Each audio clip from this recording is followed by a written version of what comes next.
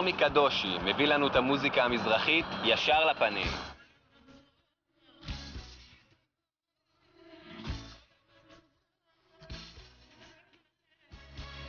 ירמי קדושי.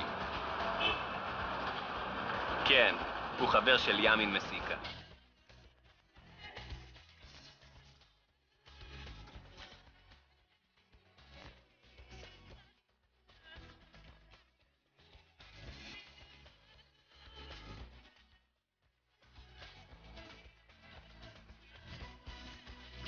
אנחנו מצלמים היום שני קליפים היום לזמרת לינט, שלינט היא קודם כל זמרת גדולה מהחיים.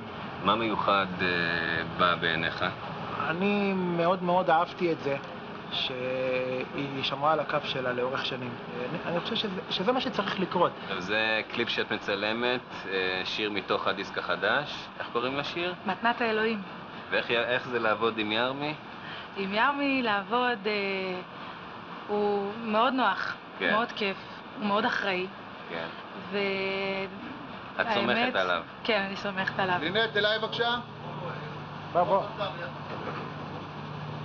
עכשיו שימו ברכך אחד. מה את מפהקת לנו? מה קרה? יפה. אז לא התחלנו. מתי התחילה האהבה שלך למוזיקה מזרחית? אני גדלתי על המוזיקה המזרחית. בוא נגיד מגיל קטן, תמיד אהבתי את המוזיקה המזרחית. אני התחברתי למוזיקה המזרחית ולמוזיקה הטורקית. ודרך המוזיקה הטורקית נקשרתי גם הרבה למוזיקה המזרחית, כמו עופר לוי, זהבה בן, וכמובן לינט, שאני זוכר אותה עוד בתור ילד גם. אוקיי, רק, אתה מוכן? חשוב מאוד ששיר יהיה לו מילים מרגשות, שנוגעות ללב, שמעבירות איזשהו מסר. בגלל שאני באתי מהעולם הזה של הסרטים וכל זה, שאני כותב שיר, ושיר זה כמו סרט בשבילי. זה עם התחלה, אמצע וסוף, ממש סיפור. אני פוסעת לעיתי, נוזלת גאוותי, ומחר זה יום חדש. כמה קליפים כבר יצא לך לעשות? תראה, את האמת, מי שהתחיל עם הקליפים זה ימין מסיקה. זאת אומרת, ימין מסיקה, אנחנו ראיינו אותו כבר בתוכנית שלנו, חבר קרוב. הוא עשה כמה קלטות קליפים, והפיצו את זה דרך קלטות וידאו. ואז כשהכרתי אותו למעשה, אז עם הסרטים שעשינו וכל זה, גם הפקנו מספר וידאו קליפים, וככה זה התפתח. אומרים שאתם הפקתם קרוב ל-800 קליפים.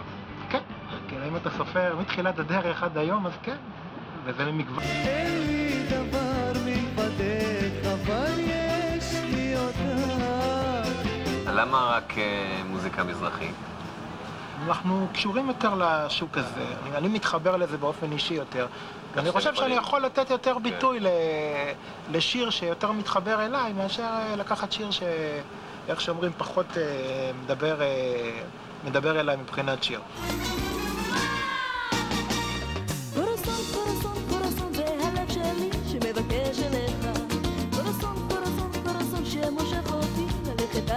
למשל, שרית חדד, הצעד הראשון שלה עשתה אצלנו.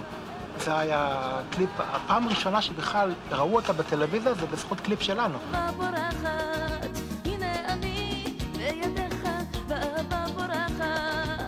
אני לא אתנגד לעשות כל קליפ, אני חושב שלקולנוע אין שפה, זאת אומרת, הכל יכול לקרות.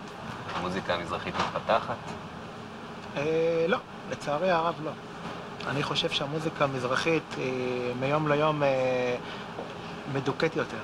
זאת אומרת, בשבילי, אני לא מזלזל בשום סוג של מוזיקה, אבל אני חושב שמוזיקה מזרחית זה המוזיקה שהעם אוהב, שהעמך אוהבים. הרבה זמרים התחילו עם מוזיקה מזרחית, ופתאום הם צבעו את אורם, הפכו להיות מערבים, ואמרו, אני לא זמר מזרחי, אני לא זמרת מזרחית, ורק אז הם ככה נכנסו לתקשורת. ואני חושב שהדיכוי הזה של התקשורת, לקחת זמרים ולהפוך את אורם, רק בשביל שיכנסו ויקבלו ביטוי בתקשורת, זה קטע שלא מקדם את המוזיקה, אלא זה פשוט מדכא את המוזיקה. איזה מין אדם אתה, שחקן לא קטן, משהו בליבי אומר שאתה אדם אחר. לכל סוג של מוזיקה יש את הקהל שרוצה אותה.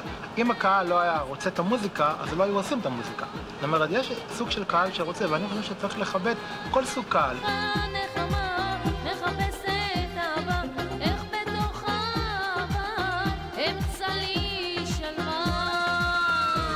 בא זמר אליך בשביל לעשות קליפ. אתה אומר לו, תשמע, אני לא מבטיח לך שהקליפ הזה יוכל להיכנס לטלוויזיה. אז מה הוא אומר? אז זאת הבעיה. זאת אומרת, תראה, היום התחילו כבר לעשות, איך אומרים, אוסף של DVD ולהפיץ את זה לשוק ולהגיע דרך אתרי אינטרנט ודרך מקומות אחרים לקהל. אבל למה כל המעקף הזה? אתה יודע, זה מצחיק אותי.